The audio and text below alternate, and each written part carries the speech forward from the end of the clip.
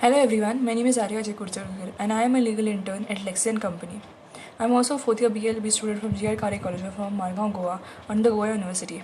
And today I am going to be talking on the topic of the registration of family settlement. And the purpose of making this video is to spread awareness about the procedure in which there is registration of a family settlement.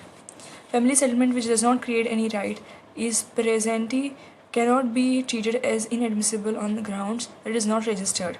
Zaida Begum versus Lal Ahmad Khan.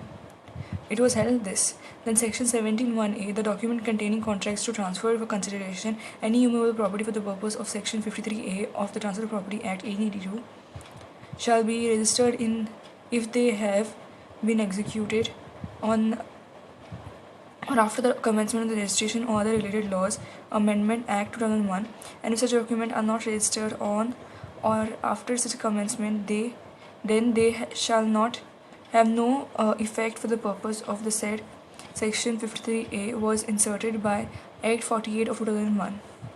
Nothing in the clauses B and C of subsection 1 applies to any composition deed or any instrument relating to share in the joint stock company, notwithstanding that the assets of such company consist in whole or in part of immovable property, or any debenture issued by any such company, and not creating, declaring, assigning, limiting, or extinguishing any right, title, or interest to or in immovable property except in so far as is entitled the holder to the security afforded by a registered instrument whereby the company has mortgaged, conveyed, or otherwise transferred the whole or part of its immovable property or any interest therein to trustees upon trust for the benefit of the holders of such debentures, or any endorsement upon or transfer of any debenture issued by any such company, or any document other than the document specified in subsection 1(a), not itself creating, declaring, assigning, limiting, or extinguishing any right, title, or interest of the value of 100 rupees and upwards to or in immovable property, but merely creating a right to obtain another document which will, when executed, create, declare, assign, limit, or extinguish any such right, title, or interest, or any decree or order of a court except a decree or order expressed to be made on a compromise and compromising immovable property other than that which is the subject matter of the suitor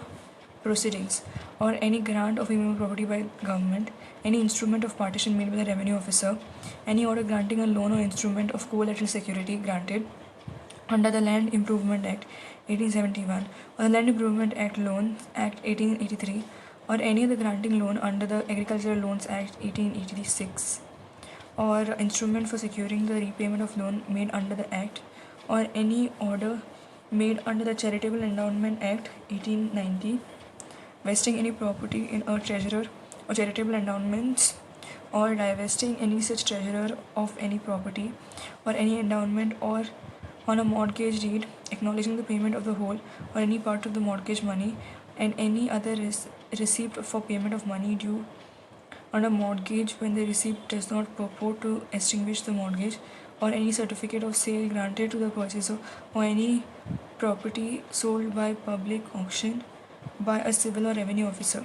A document purporting or operating to effect a contract for the sale of immovable property shall not be deemed to require or even ever to have required registration by reason